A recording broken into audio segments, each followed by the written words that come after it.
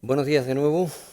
Pues ya iniciamos la recta final de esta jornada, que para mí, desde luego, está siendo muy instructiva, está siendo además, diríamos, hasta no solamente de aprendizaje, sino entretenida. Me corresponde hablar de lo que tenemos recogido en la pantalla, teníamos recogido. Dentro de la innovación terapéutica, medicamentos que salvan vidas, experiencias en COVID-19. La verdad es que con este título puede resultar muy ampuloso decir, pero ¿cómo medicamentos que salvan vidas? Pues sí, es que entre otras cosas, para eso están los medicamentos, pero de modo fundamental. Y además, pues somos farmacéuticos, tenemos que hablar de medicamentos y tenemos que conocerlos, porque esa es nuestra profesión. Es decir, medicamentos, patología, patología, medicamentos y todo su entorno asistencial. Es que de esa forma cumplimos con el artículo 43 de la Constitución, de garantizar la salud. Y si los gobiernos tienen que garantizar la salud, pues tienen que saber de medicamentos, tienen por lo menos que tener competencias sobre su regulación y muchas más cosas. Esto, en fin, hablar de medicamentos en mi caso pues supone un gusto, por eso agradezco al Consejo la deferencia que ha tenido al permitirme dirigiros la palabra en última instancia, en esta última intervención, para hablar de medicamentos. Es como el bolero de Ravel, se repite una y otra vez, pero cada vez es más interesante, más bonito y le damos mucha más marcha. Y no cabe duda que los que nos dedicamos también a la docencia en farmacología tenemos que ir incorporando nuevas cosas, cosas que no sospechábamos hace 6 meses, no sospechábamos mucho menos el año pasado, pero que tenemos que introducirlas porque si no, nuestros estudiantes y próximos licenciados saldrían sin la información necesaria en ese momento. Y lo que les damos, sobre todo, al incorporar las innovaciones en los programas, son capacidades para que resuelvan problemas. Y para que incorporen los nuevos conocimientos que se van introduciendo gracias a la investigación, gracias a la innovación. Bueno, pues efectivamente,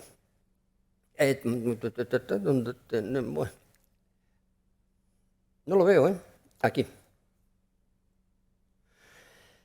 Bueno, quería hacer algunas consideraciones previas en torno al medicamento. La verdad es que quizás sería ocioso, pero conviene recordar algunos aspectos. Primero, vivimos más tiempo y con mejor calidad de vida, entre otras cosas, gracias a los medicamentos. Sí, es decir, ya lo sabemos. Bueno, pues a veces parece que el regulador no lo considera así, porque el medicamento a veces es un incordio porque hay que financiarlo. Sí, bueno, bien, de acuerdo, pero cuando nos ponemos enfermos y todos somos candidatos a ser enfermos o moribundos, que eso es peor, resulta que pedimos el mejor medicamento. Segundo, el medicamento no es un bien de consumo, por mucho que nos digan que se consumen tantos medicamentos, no lo utilicemos, desterremos esa palabra, por favor, no es un bien de consumo, no es ni como una caja de zapatos ni como una bandeja de pasteles, en absoluto, el medicamento es un bien inconmensurable y, desde luego, gracias al medicamento conseguimos la salud, porque sin salud no podemos disfrutar de otros bienes. Ya digo que estos son evidencias, pero conviene tenerlas como farmacéuticos aquí metidas a machamartillo.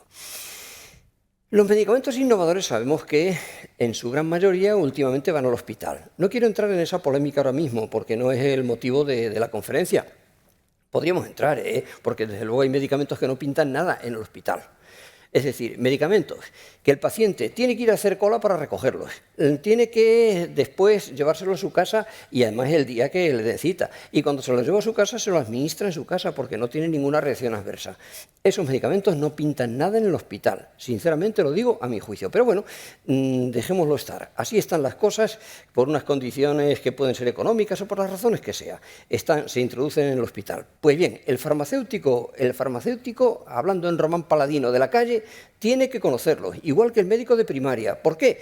Pues porque todos esos pacientes que están tratados con medicamentos, por ejemplo, biológicos, y que en la calle, el farmacéutico comunitario, el farmacéutico de la calle, de oficina de farmacia, no lo ve, sin embargo, tiene que conocerlos porque trata directamente con esos pacientes una vez que han conseguido el alta. Pensemos que están ingresados, se van con esa medicación y dicen, mire, me están poniendo tal cosa. Y dicen, no, eso no venía en mi libro, eso yo no lo sé, porque esto, como es del hospital, que se lo digan en el hospital, no se lo van a decir. De modo que tenemos que estar al tanto de ello. Y por eso quiero agradecer la presencia de los que estáis aquí, porque demostréis interés en abordar el conocimiento de estos nuevos medicamentos. Por otra parte, existen unos altos requerimientos, no solamente en cuanto a eficacia, calidad y seguridad.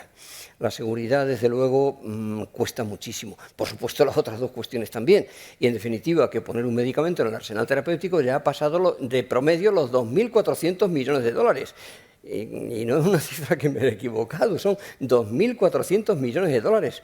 Esto es muchísimo. Por mucho que nos quieran decir, como afirmaba antes el doctor Emilio Esteve, es que el medicamento lo valoran por miligramos, el número de miligramos que tiene. Sí, les lo decía entrecomillado y lo decía con toda la sorna del mundo.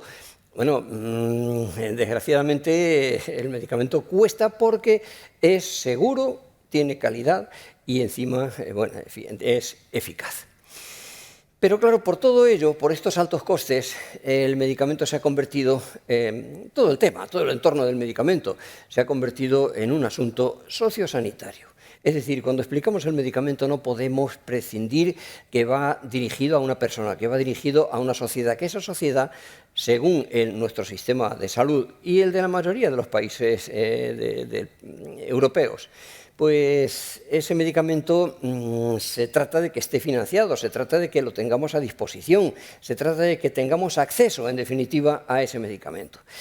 Bueno, pues esto no siempre ocurre y ahí es donde vienen la mayoría de los debates. Insisto que no podemos prescindir de todo el concepto social del entorno del medicamento. Vamos a ver. Cuando se habla de si este medicamento ha cambiado el paradigma, ¿qué queremos decir? Bueno, pues sí, que ha cambiado el concepto de tratamiento de ese grupo, de esa patología, y se ha cambiado el paradigma. Sí, pero parece que esto entraña algo peyorativo. Yo más bien lo veo en positivo, todo lo contrario. Todo lo contrario, quiero decir que en positivo, porque aunque cueste más, aunque nos haga cambiar los esquemas, aunque nos haga estudiar a los que nos dedicamos a la docencia, creo que esto lo tenemos que ver como una gran positividad. A este respecto quiero recordar, cuando se introducen los antibióticos, esto no habéis nacido ninguno, pero iré ras con ras. Bueno, pues se introducen los antibióticos y se llama un incordio, esto que hay que traer con hielo, hay que traerlo en unas condiciones determinadas, que luego se estropea, que es un altísimo coste, solamente lo obtienen los enchufados, etcétera, etcétera. Bueno, sin embargo, en fin, sería ocioso decir que el antibiótico, claro que ha salvado vidas, claro que esto ha sido un bien para la humanidad impresionante. Cuando vinieron también después, casi simultáneamente, pero un poquito después, vinieron los antituberculosos. A este respecto tengo que recordar que todas las guerras dejan enfermedades contagiosas como es la tuberculosis. Y el Mycobacterium tuberculosis, con esa dichosa capa cerea que le hace ser gran negativo, resulta que se carga mucha gente. Y es difícil de tratar. Bueno, pues también, eso sí lo recuerdo, entonces lo llamamos quimioterápicos, un producto de síntesis que era la isoniazida del ácido nicotínico y estaba registrado como Dipasic y en los años 53 costaba 653 pesetas. Aquello no lo podía pagar todo el mundo, la seguridad social era un quebranto económico porque ya funcionaba el Instituto Nacional de Previsión en aquella época, ya funcionaba. Y sin embargo, pues pensemos a lo que nos ha conducido. Con los antipsicóticos, voy resumiendo, se han erradicado todos los hospitales psiquiátricos, de modo que hoy día ya no hay manicomios, así, sin ningún paliativo, se hablaba de manicomios y se acabó, pues no existen, ya son hospitales, como sabemos que se denominan hoy día, gracias a la introducción de esos medicamentos que inicialmente eran muy caros. ¿Y qué decir de algo controvertido? Que luego veremos, porque se ha mencionado esta mañana la desametasona varias veces y la desametasona ha habido bastante cobardía a la hora de manejarla con el COVID. Ya lo estoy afirmando así rotundamente y veremos luego por qué. Los corticoides, claro que han salvado vidas, pacientes que se están muriendo, que se están asfixiados, que se lo digan un asmático, y dice, mire, me da lo mismo que tenga retención hidrosalina, me da lo mismo que me produzca taquicardia, me da lo mismo que a la larga me genere. hipertensión, síndrome de Cushing, etcétera. Me da lo mismo. Yo quiero vivir. Luego ya veremos cómo se me quitan estos síntomas. Esa es la crisis, ese es el momento culmen que vive un paciente grave. Por tanto, los corticoides naturalmente que han salvado vidas, pese a que, como todo medicamento, para su administración tenga que pagar un peaje. Ese peaje, la delimitación y la valoración de balance beneficio-riesgo, claro que es muy interesante y habrá que ver no solamente beneficio-riesgo, sino la situación en la que se encuentra ese paciente. Ni que decir tiene que con la introducción de los anti-H2 y los IBPs ya no se opera ni una úlcera gastroduodenal. Consideremos eso, que a veces cuando entran nuevos en la administración no se enteran de esto porque no lo saben y lo que es peor, les importa poco. Pues esto hay que refrescarlo y hay que decirlo. Señores, que también cuando se introdujo el omeprazol, que lo comentaba ahí fuera hace un momento tomando café, costaba 5.000 y pico de pesetas, era entonces así, y se decía esto no se puede financiar, y se pusieron un montón de barreras para su financiación, y se exigió que en lugar de ser irreversibles, es decir, la inhibición del enzima, que fuera irreversible, no, se decía, es que tiene que ser reversible. Muy bien, se obtuvo otro reversible, también se le pusieron pegas para la no financiación. Por favor, ¿por qué todos son pegas? ¿Por qué todos son barreras? Vamos a ser creativos y vamos a ver si no es cuestión, esto de la financiación, de un reparto presupuestario inicial, ab inicio, en un Consejo de Ministros. Bueno, esa es otra historia, pero considerémoslo también. El doctor Rodríguez Padial nos ha hablado de insuficiencia cardíaca, no nos ha hablado de dispositivos, pero vamos, es un gran experto en dispositivos. Y por cierto, de esto no se habla nada, El medicamento, como está cuantificado y está todo exactamente valorado, marcado y fijado, todo se carga contra el medicamento, pero no contra los dispositivos. Y vamos, hace un par de años tenía que estar evaluando un device, claro, y yo digo, bueno, vamos a ver si traduciéndolo al español, en vez de device, a ver si es un dispositivo o un artilugio, porque de todo hay, y gracias a lo rico que es nuestro idioma, podemos separar claramente. Sigamos. El hecho quizá de los más recientes y más relevante, en cuanto a un ahorro, un clarísimo ahorro de vidas, me estoy refiriendo a lo primero, es decir, se han salvado muchísimas vidas con estos fármacos. Los inhibidores de la polimerasa de ARN, es que del virus de la hepatitis C, comenzando por el sofosbuvir, siguiendo por el simeprevir y otros más que vinieron después. Bueno, este producto, este medicamento, que es verdad que fue un drama, porque estamos acostumbrados a tener unos presupuestos y esto, desde luego, suponía un pico de gasto impresionante. Cuando luego se vio que el coste del tratamiento de todos los pacientes que en España tenían hepatitis C costaba lo que 50 kilómetros de AVE, ya se vio la cosa de otra manera. Se dijo, hombre, es verdad, entonces vamos a considerarlo, vamos a ver si se financia o no se financia. Bueno, pues sabemos toda la historia. Pero lo que yo quiero destacar es que esta innovación, que sí que fue disruptiva o radical, como dice el doctor Emilio Esteve, estos medicamentos han tenido una repercusión, no me refiero al impacto inmediato en la factura de la Seguridad Social, sino una repercusión en la salud. Supone curar un 95% de los pacientes, un 95% de una enfermedad que antes era prácticamente mortal. Que no existan patologías concomitantes, que no se necesitan tampoco tratamientos añadidos. Ojo, que se evitan trasplantes. ¿Cuánto cuesta un trasplante? Es que pensémoslo, si vamos al coste nada más. Y se evita hospitalización, lo mismo, los hoteles más caros son los hospitales, de modo que dejémoslo estar. Si no hay ingresos hospitalarios, por favor, ¿de qué estamos hablando? Pues que la factura se ha reducido claramente, pero nadie nos dice qué se ha hecho con ese dinero que nos hemos ahorrado, Vamos a ver qué ha pasado, porque no cabe duda, ahora ya prácticamente se está erradicando la hepatitis C, en La Rioja está erradicada y en otros lugares se va camino de ello, de modo que valoremos todo esto. Avances previos importantes, pues tenemos que considerar algunos. La doctora Nieto nos ha hablado de dos cosas que ya por tanto no voy a introducirme, pero ha hablado de los anti-TNF-alfa que supusieron una revolución. Con la introducción de la biotecnología, quizás los primeros fueron los primeros, diríamos, más llamativos. Fueron los anti-TNF-alfa, tratando patologías tan aparentemente distantes como la enfermedad de Crohn o la artritis reumatoide. Y decían, bueno, ¿y esto por qué? Pues todavía, aunque parezca mentira, el porqué bioquímico no lo conocemos. El investigador, cuando ya se sabía, cuando se podía determinar claramente el contenido en proteínas de una muestra de plasma sano y el contenido en proteínas de una muestra de plasma enfermo, fue a determinar la diferencia que había ahí, en cada una de las dos muestras. Y efectivamente determinó que había un hecho diferencial, y es que el plasma patológico sobreexpresaba bastante más TNF-alfa. En definitiva, si aquí había mucho más TNF-alfa, era como el cuento de Alicia en el País de las Maravillas, era la galleta, cómeme, cómeme, que te lo estoy diciendo, que aquí prácticamente no hay. Bueno, pues y si hay mucho, ¿qué quiere decir esto? Que es un factor proinflamatorio. ¿Y qué hago con él? Pues de momento fabricar un anticuerpo monoclonal, administrarlo y ver qué pasa. Pues todos los ensayos efectivamente fueron positivos. Cuando se administra a un paciente un anti-TNF-alfa, lo que hace es secuestrar, neutralizar, inactivar el TNF-alfa que ahí está sobrando y que es un factor, como digo, proinflamatorio. De momento, el inactivarlo supone que no existan síntomas. El paciente se encuentra bien a partir del tratamiento, no tiene recaídas, es que ni progresa la enfermedad. Pero claro, la pregunta es, ¿y por qué se sobreexpresa el TNF-alfa en estos pacientes? ¿Por qué?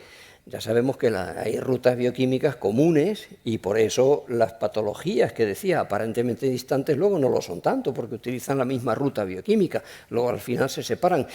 Pero, ¿por qué? ¿Por qué? La pregunta del millón. Pues no lo sabemos todavía. Se tiene información, se están casando piezas como un puzzle, pero bueno, de momento estos pacientes pueden estar tratados y pueden vivir confortablemente, sin sintomatología y sin estar incapacitados, que es lo fundamental.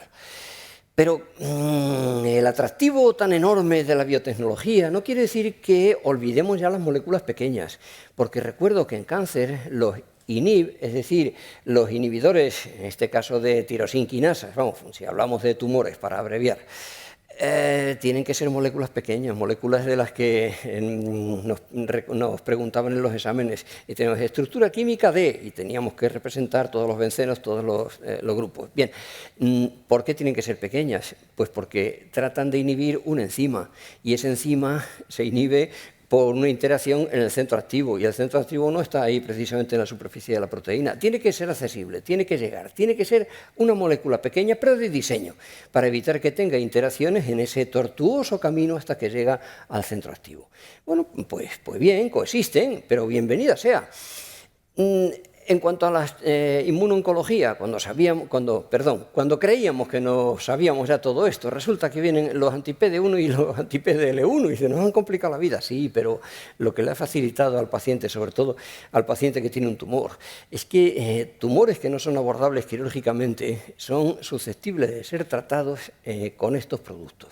Como también la doctora Anito los ha mencionado, no voy a entrar en ello y así avanzo con las terapias avanzadas. Vamos a ver, sabemos lo que son los tres tipos de terapias avanzadas, pero terapia celular, terapia génica y ingeniería de tejidos, ¿de acuerdo? Pero estábamos acostumbrados a que la terapia génica fuera hacia los genes y era la esperanza que teníamos.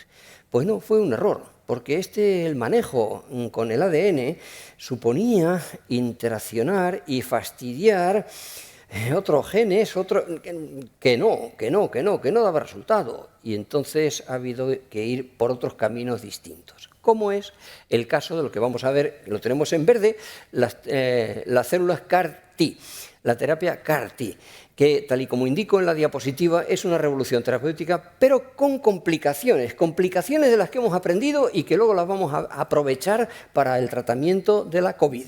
¿De acuerdo? Lo dejamos ahí de momento. Las CAR-T, las células CAR-T, es un tipo de terapia génica celular en linfoma, en linfoma, no, Leucemia, gracias, así da gusto. Leucemia linfoblástica aguda y el linfoma difuso de células grandes de tipo B. Esta me ha salido más de corrido. Bueno, pues son patologías, sobre todo los casos que sufren estas patologías, son casos ya refractarios, casos que no han respondido a las terapias convencionales y por tanto están desahuciados. Bueno, pues con la terapia CAR-T ha dado un resultado magnífico. ¿Y en qué consiste? Bueno, pues tal y como indico aquí en este párrafo, consiste en introducir un receptor específico en los linfocitos T mediante reprogramación para que afecten, para que ataquen a las células tumorales. Sí, bueno, y esa reprogramación, ¿qué pasa? Pues, ¿cómo se hace? Sacando linfocitos T. Y esa ventaja de extracción de linfocitos T y manejo, luego ya terapia génica, terapia celular, le incorporamos, como veremos ahora, un receptor determinado que supone un ataque al tumor. Bien, pero eso lo hacemos fuera del organismo, que esa es la ventaja, porque estamos acostumbrados a manejar una quimioterapia que nos afecta a todo el organismo. Y hay pacientes que, vamos, que tienen más miedo a la quimioterapia que a la muerte. De modo que, bueno...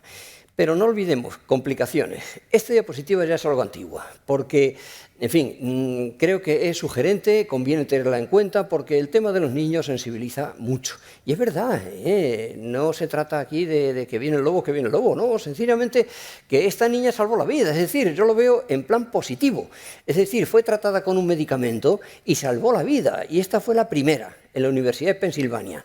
Entonces tenía 5 años, ahora tiene 17. Como veis, voy cambiando la diapositiva, poniendo los años que tiene en la actualidad. Pero vamos, es una niña sana, sin ninguna recidiva. Fue tratada, fue incluida, tal y como indico en la diapositiva, en un ensayo clínico, recibió células CAR-T anti-CD19. Este clúster de diferenciación es clave porque lo expresa la célula tumoral y ahí va dirigido el receptor que se introduce en la célula, en el linfocito T. Bueno, su supervivencia ayudó a revitalizar una línea que prácticamente se había abandonado porque decían que no, que eso iba a tener muchas secuelas, etcétera, etcétera. Bueno, pues en el entretanto, mientras estamos tan contentos de que hay aportaciones nuevas, sale no hace tanto, en el 2019, esta noticia. Y empieza, bueno, un fármaco de precisión, de acuerdo, esto ya es impactante porque si en el 2019 ya se habla de terapia de precisión de modo concreto, pues estupendo. Pero ahí vamos al precio directamente. Y vamos, cuando vemos esto, la nueva amenaza económica para el sistema sanitario son las CAR-T. A mí se me caen, con perdón, los palos del sombrajo. Yo esto no lo tolero. Pero ¿qué amenaza económica? Por favor, ya veremos, ya tendremos creatividad para solucionar la papeleta, porque no son tantos los que susceptibles de ser tratados con esta terapia. Y vuelvo a recordar entonces, ¿qué pasó con la hepatitis C si no se hubieran tratado? ¿Qué pasó? Pues que hubo efectivamente que tener creatividad, que prescindir de algunas otras cosas y de gastarlo en ese tipo de terapia. Bueno, pues ahí estamos con las CAR-T. A mí me da igual luego que se peleen allá, muevan feroz guerra, ciegos reyes por un palmo más de tierra, porque que si cuestan 50.000, que si cuestan 300.000, mire, eso ya lo harán otras estructuras, lo harán otros departamentos, pero que es una noticia impresionante el que salgan estas terapias. Creo que eso es indiscutible. Lo otro, la economía, ya lo veremos. Y no seamos negativos porque la prensa, a veces sin querer, a veces no creo que sea queriendo, pero hace daño. Ahí está afirmado por quien lo escribió. Bien, la terapia CAR-T, si tenemos unas células T que las extraemos y vamos a introducir un receptor, o sea, reprogramamos esa célula para que exprese un receptor de membrana determinado, eso requiere un diseño y unos conocimientos de biología molecular de primer orden. Y además, sabiendo que va a ir dirigido, a ver, ¿a qué tipo de tumor? Pues eso, como decía antes, a un linfoma difuso, o una leucemia linfoblástica de este tipo. Bien, ¿qué expresan esos tumores? ¿Cuántos CDs expresan? ¿Cuántos clústeres de diferenciación expresan? Pues hombre, mayoritariamente en este caso son los de tipo 19. En los laboratorios de biología molecular hay siempre panoplias en un sentido de citoquinas, de mediadores celulares, y en otro de clústeres de diferenciación que pueden interaccionar unos con otros. Y hay poco menos que habría múltiples combinaciones, pero con raciocinio Y con conocimientos de biología molecular se llegó a que efectivamente tenían que reprogramarse estas células para interaccionar con los CD19. Muy bien. Por eso, los dos puntos primeros, ¿qué receptor incorporo? Muy bien, pues de esta manera. ¿Qué presentan las células tumorales que puedan ser atacadas? En este caso, CD19. ¿Qué tumores serían sensibles? Los que ya estamos comentando. ¿Cómo se maneja el paciente? Ahí viene otra cuestión. Hay que extraer estas células y dejarle al paciente con un número bajísimo de linfocitos. Y entonces tiene que estar perfectamente bien controlado, vigilado, y además que para la reprogramación, que requiere muchos requisitos, hace falta llevarlo a laboratorios especializados en Reino Unido y en Pensilvania, que fue el primero que empezó a trabajar con el tema. Bueno, reacciones, y ahí es donde ya nos vamos a ir centrando. ¿Qué reacciones cabe esperar tras la reincorporación de los linfocitos modificados? Porque luego, una vez modificados, se los voy a administrar otra vez al paciente, y cabe esperar reacciones cuando menos inmunogénicas. Muy bien, ¿y cómo se tratan esas reacciones? Pues ahí, ¿dónde se ha realizado el proceso? Tiempo de espera suele ser un mes, como mucho 40 días. ¿Hay nuevas dianas? Pues sí. ¿La curación es definitiva? Se pretende que sí. ¿Se requerirá nueva dosis? Se pretende que no haya nueva dosis. Y claro, ¿y quién conoce e integra todo esto? Eso es lo complicado. Por tanto, vamos a ir dejando esto para pasar a lo que nos va a interesar más en relación con la COVID. El CAR es una proteína de fusión que presenta 5 dominios, 5 partes. Muy bien. Hay un dominio extracelular que reconoce, como he dicho, al antígeno. Bien, el antígeno es el CD19 expresado por el tumor. Hay una bisagra, un dominio transmembrana y después un dominio intracelular clave que no todos lo han introducido. Atención a esto. Dicen, todos los CAR-T son iguales. No. Hay quien no ha introducido ese dominio clave para mantener, diríamos, la persistencia del efecto, para que esas células se reproduzcan solas, así, con ese receptor, y ese efecto sea permanente. Es complicado, ¿verdad? Pero bueno. Bueno, y un dominio coestimulador. No voy a... esto, en fin, ya os lo he comentado. Ahí tenemos la unión, o sea, hay una leucaféresis, estos linfocitos extraídos son modificados y se perfunden nuevamente.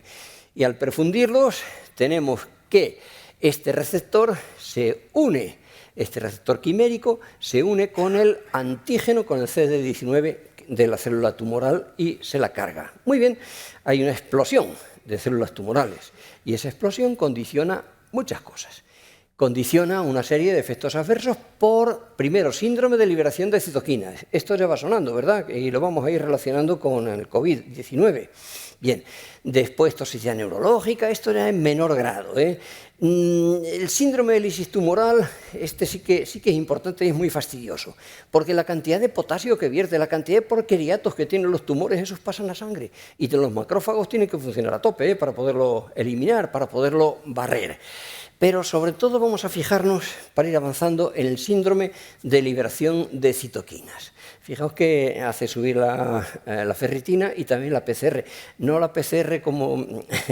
la PCR sabemos que no nos estamos refiriendo a la de la COVID, sino a la proteína C reactiva, que es un marcador de inflamación.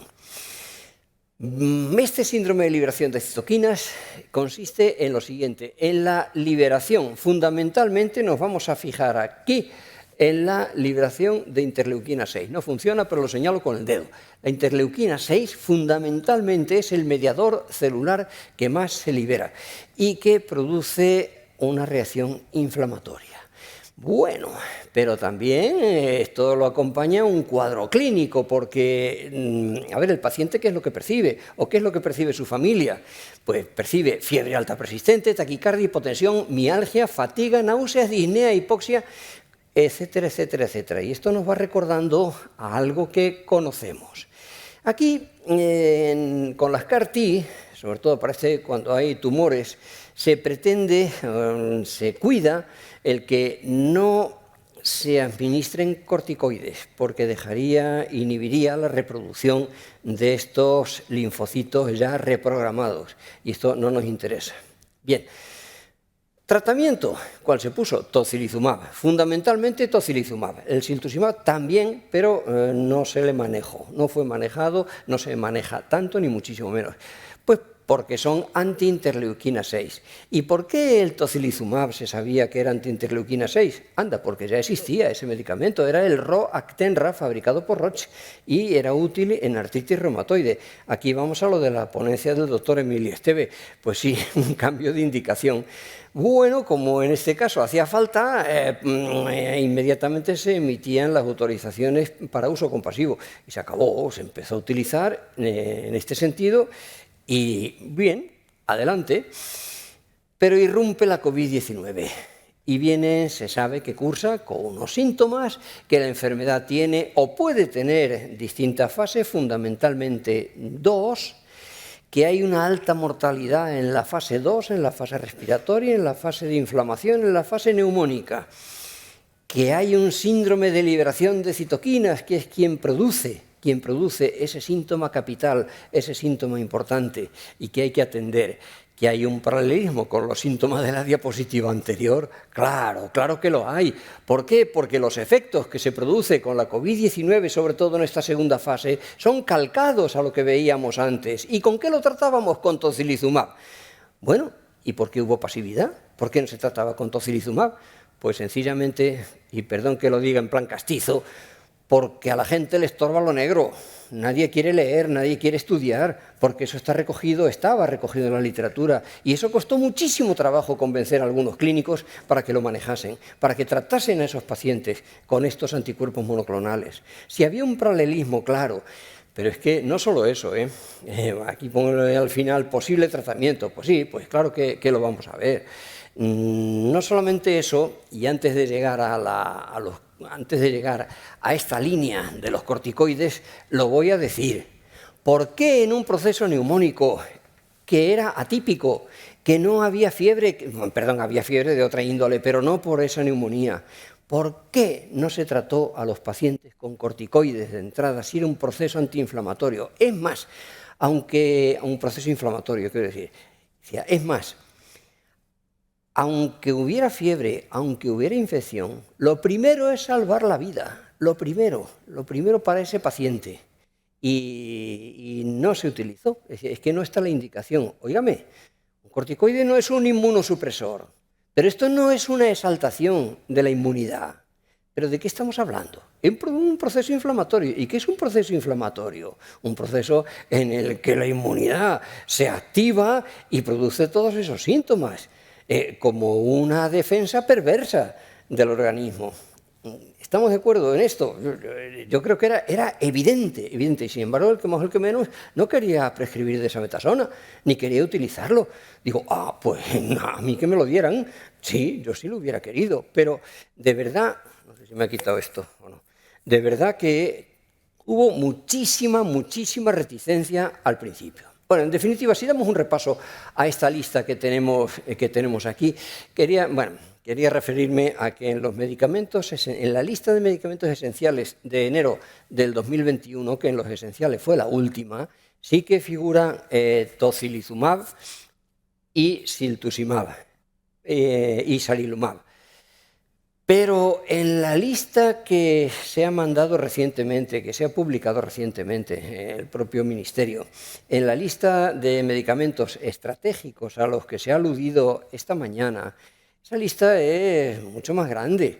Claro, y no se trata solamente de medicamentos que son de uso ya inmediato, sino medicamentos que tenemos que cuidar y medicamentos a su vez que a los fabricantes tenemos que premiar para cumplir ciertos compromisos, es decir, para estimular al fabricante que no deje de fabricar ciertos medicamentos que aunque se usan muy poco, sin embargo en situaciones de refractariedad son francamente útiles. Bueno, de ahí la diferencia entre la lista de medicamentos esenciales, que es breve, relativamente breve, y la lista de medicamentos estratégicos, que recientemente, la semana pasada, se ha publicado. Algunos medicamentos fallidos, pues también llama la atención, por ejemplo, que la cloroquina, pero es que, bueno, a ver, en la sala hay una persona que realizó su tesis doctoral en 1986 y ya determinó los problemas que había con la administración de productos de esta naturaleza, como cloroquina, hidroxicloroquina y algunos derivados de la quinoleína. A ver de qué estamos hablando. Si ya es que incrementaba el periodo refractario cardíaco, es que en la respuesta vascular incrementaba muchísimas cosas, que eso se recogió en aquella tesis en el año 96. Se sabía por qué se tiene doble vara de medir. ¿Por qué no se utiliza desametasona porque no esté indicado y sin embargo se dice sí, cloroquina al azar? No se entiende, de verdad, no se entiende. Para eso está precisamente el estar al cabo de la innovación y de estas cosas que yo cuando voy lo paso muy bien. Cuando he escuchado a los de esta mañana, la verdad es que he tomado apuntes y todo, o sea que creo que lo necesitamos los farmacéuticos. Con la colchicina, bueno, esto casi produce algo de risa porque la colchicina es un médico. Sí, mirad, para distender os digo una cosa. El veterinario de mi pueblo ganaba concursos de tamaño de huevos de gallina. Se hacían todos los años en las fiestas del pueblo y sacaba unos huevos así de grandes. Digo sacaba porque los tenía que extraer, porque la gallina rompía el oviducto. Bueno, la gallina iba al cubo, pero el huevo era con lo que ganaba el concurso. Y lo que hacía era darles de beber agua con colchicina, porque produce poliploides. Es decir, inhibe la formación de uso acromático y, por tanto, la meiosis no se produce. En definitiva, creo unos huevos así gigantes. Claro, bueno, pues ya lo sabían, entonces. En fin, la cloroquina, aparte de eso, es un antiinflamatorio potente y nada más hay que objetar. Yo quisiera saber qué comparador han elegido a la hora de determinar en pericarditis el por qué la colchicina sí y, por ejemplo, corticoides no.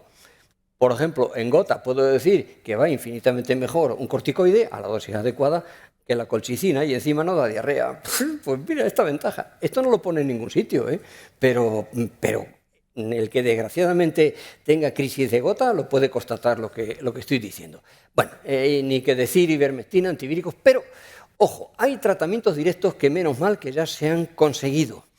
El Paxlovid, sabemos el asunto que hay ahora con la oficina de farmacia, en fin, que es una asociación de nirmatrelvir y ritonavir. El ritonavir hace que se sostenga más, que no se degrade tan rápidamente el principio activo que es el nirmatrelvir, que va derecho al virus, al SARS-CoV-2. Y el lagevrio es el molnupiravir, que este ya tiene un efecto algo diferente porque modifica las cadenas de ADN y entonces ya la cosa es diferente, el mecanismo de acción. Pero que ahí tenemos cifradas de momento las esperanzas. No digo más de los corticoides y simplemente añado de los fármacos antiinterleuquina 6. Veamos. Tocilizumab y sarilumab se comportan prácticamente igual, es decir, son anticuerpos monoclonales que bloquean el receptor, mientras que el siltuximab bloquea la propia interleuquina 6 que se ha sobreexpresado en el síndrome de liberación de citoquinas. Y esa es la clave del comportamiento de este fármaco. Nosotros en el departamento lo tenemos publicado, o sea que, y sabemos que este siltuximab, que no hemos descubierto la pólvora porque lo había descubierto otro, la empresa fabricante, está indicado para el síndrome de Castleman. Es decir, son unas linfadenopatías que se sufren en la infancia y que hace que el cuello se ponga así, tremendo, con una inflamación brutal. Se desconoce su etiopatogenia, pero se sabe que son susceptibles estos niños de ser tratados con el siltuximab porque esos síntomas obedecen a una sobreexpresión de interleuquina 6, una vez más. Bueno, pues, ¿por qué no utilizarlo lo mismo en COVID? ¿Por qué no utilizarlo? Si es que, bueno, pues sabemos que ha dado un resultado magnífico, pero mirad la literatura y veréis que prácticamente no hay nada. Fases de la enfermedad. Las dos curvas, ya va siendo todo esto un clásico. Tenemos una primera fase que con un tiempo de incubación, tal y como indico en la diapositiva, que varía de 2 a 14 días, donde surgen los primeros síntomas. Luego ya va cayendo la enfermedad, pero sin saber por qué en algunos pacientes aparece la segunda curva, es decir, aparece la fase inflamatoria. En esta primera fase el virus se replica a toda velocidad, pero después, siguiendo el ciclo natural del virus, se lisa, desaparece. Pero si persiste por la razón que desconocemos, aparece esa segunda fase con los síntomas respiratorios graves. Síntomas respiratorios quiere decir que pueden ser graves. Y esos síntomas respiratorios, insisto, obedecen básicamente a la liberación de interleuquina 6 y son susceptibles de ser tratados con estos fármacos que estoy diciendo. Casi nada. Pero esto no queda aquí, porque se obtienen a la vez las vacunas, y me voy a referir a las de ARN mensajero. Vamos a ver, cuando la introducción de un producto va acompañada de una historia apasionante, a mí por lo menos me gusta mucho más, porque sé el porqué de las cosas, sé cómo se ha ocurrido al investigador, la evolución que ha tenido, sé incluso algunos datos añadidos y del esfuerzo sobre todo de las personas que hay detrás. Vamos, en el primer caso, en el caso de Katalin Karikó y de Drew Weissman, esto posiblemente lo habréis leído ya en la prensa porque ya se ha ido divulgando, pero vamos, para el que no lo sepa, le diré que Katalin Karikó es una bióloga molecular húngara que en el año 84 salió cuando existía el telón de acero y salió con su marido, pero como dicen los flamencos, con una mano delante y otra detrás. Y fue como profesora invitada a la Universidad de Pensilvania. Llegó allí para trabajar sobre SIDA. No le dio resultados sus hipótesis sobre el ADN. Pero siguió RQR y ya casi no tenía ni dinero ni nada de nada. Y cuando surge el COVID, empieza a decir, pero bueno, si mi idea de la vacuna del ARN sobre el SIDA, claro, lo que no sabía es que el virus del SIDA funciona marcha atrás y ese era el problema. Luego ya claro que lo ha visto y ya está casi culminándolo. Pero con el COVID, el interés que suscitó esta patología, dijo, yo me voy a dedicar a esto porque lo tengo ahí en la mano. ¿Y qué era lo que tenía esta buena señora? Pues tenía primero un pequeño laboratorio donde manejaba muy bien el ARN, que es muy frágil, y ella trabajaba con hebras pequeñas de ARN mensajero, de tal manera que aplicó una tecnología, una nanotecnología, es decir, para que no fuera lisado inmediatamente en el citosol celular cuando lo administraba, y en técnicas in vitro, claro, lo envolvía en liposomas. Eso fue lo primero, el adquirir la técnica. Y después lo que hacía para evitar que la capacidad antigénica de las células destruyera el ARN a pesar de estar envuelto en los liposomas, cambió una uridina por una metiluridina, que esa fue la clave, y la célula no reaccionaba. Ya dijo, eureka, lo que tantos investigadores, aquí he dado con la piedra filosofal, aquí lo tengo. Bueno, pues esa fue la clave de su investigación, pero nadie le hacía caso. Y un día dicen que en una fotocopiadora, a mí, bueno, testigos prácticamente directos, ha sido a través de un amigo común, nos han dicho que fue en la máquina de café. Estando en una máquina de café, llegó, pero que nadie hacía caso a esta mujer, estaba sacando su café y llegó Drew Weissman. Y Weissman, que es el que va a tener el premio Nobel este año, posiblemente, espero que Katalin Karikó también, que se lo den a los dos. Le dijo, ay, usted es la profesora húngara, sí, hola, ¿qué tal? Pero ya se iba, oiga, por favor, no se vaya, que mire que le quiero contar, ya, si yo es que tengo mucho trabajo, no, por favor, mire, se puso tan pesada que dijo, se lo enseño en el laboratorio y usted lo ve. Y cuando llegó Weissman al laboratorio, se quedó cao de todo lo que vio. Dijo, pero si usted tiene un bombazo tremendo, lo puedo comunicar a BioNTech, porque él era un accionista importante de BioNTech, Alemania. Y dijo, haga usted lo que quiera. Lo comunicó, lo dijo y ahí fue el comienzo de todo. BioNTech empezó a desarrollar la vacuna porque ya es que lo tenía prácticamente hecho, pero no tenía dinero suficiente y entonces fue Pfizer, que dicen, anda, pues Pfizer por tener dinero lo tiene. No, cuidado, que Pfizer fue quien diseñó todos los estudios clínicos conducentes a la autorización de la vacuna, que fueron siempre por equipo, fueron un escalón detrás de otro. Y al final, ¿qué pasó? Pues que tanto Drew Weissman como Katalin Karikó son accionistas de BioNTech, a pesar de que la vacuna, lógicamente, es de Pfizer, que es quien lo paga, aunque ellos tendrán sus royalties por lo que sea.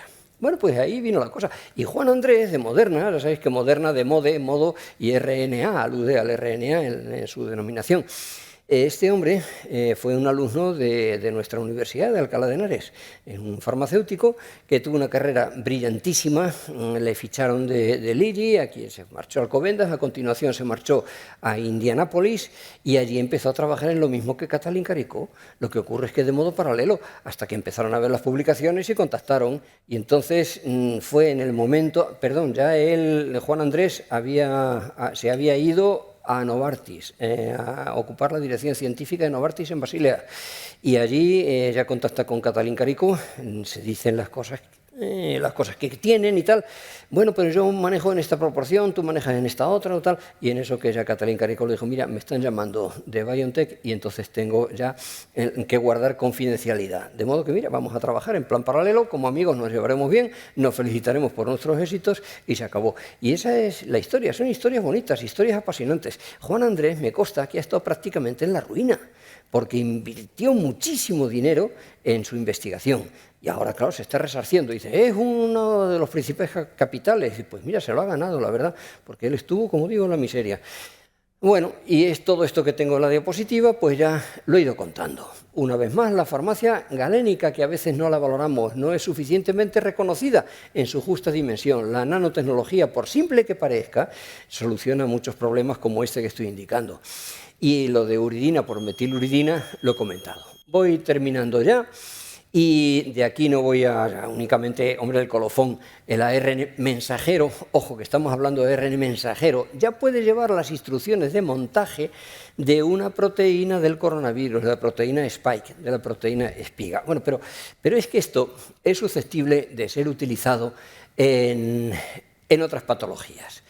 Voy a pasar esta diapositiva porque en terapia génica se pueden seguir estas tres vías, pero vamos a lo que nos interesa para terminar. Vamos a ver. En enfermedades poco frecuentes, y me refiero a enfermedades raras, yo es que prefiero llamarlas poco frecuentes para no ser lesivo, pero en enfermedades raras o poco frecuentes se puede emplear esta tecnología. Si bien la terapia génica trata de cambiar el gen alterado, pues aquí ha habido muchísimas dificultades, muchas.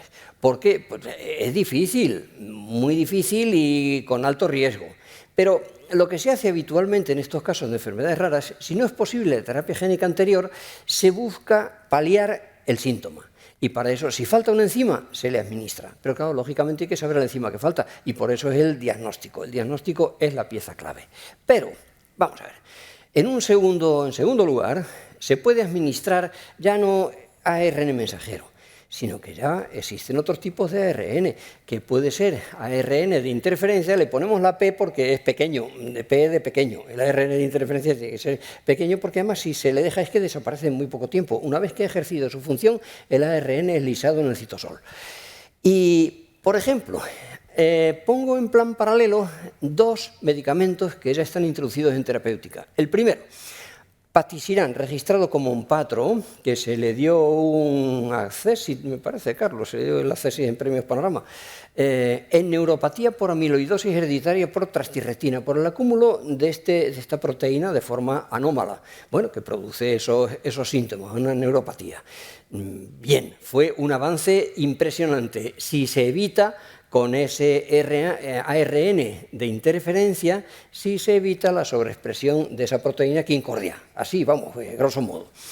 Bueno, esto es muy loable, estupendo, todo va encapsulado en nano, no mono, sino nanopartículas, pero se ha introducido otro producto que lo ha mencionado el doctor Rodríguez Padial en su ponencia, que es el inclisiran, que, ojo, está registrado, cuando nos llegue, está registrado como Lequio, ese es un nombre muy pegadizo, eso, el nombre registrado, llamarle Lequio, había que dar un premio al que lo hizo, pero pues es una terapia con un mecanismo similar que bloquea la expresión de PCSK9. Lo ha dicho él antes en su intervención esta mañana.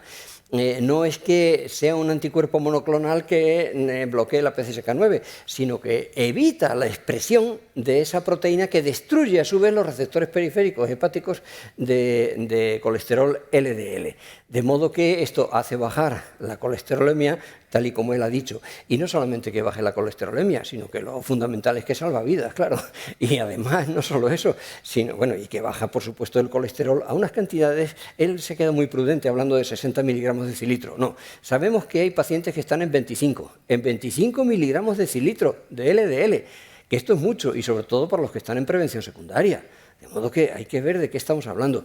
Hablamos, por tanto, de una derivación que a partir, primero, de las observaciones de las CAR-T, de los efectos adversos de las CAR-T, se saca beneficio para el tratamiento de la COVID.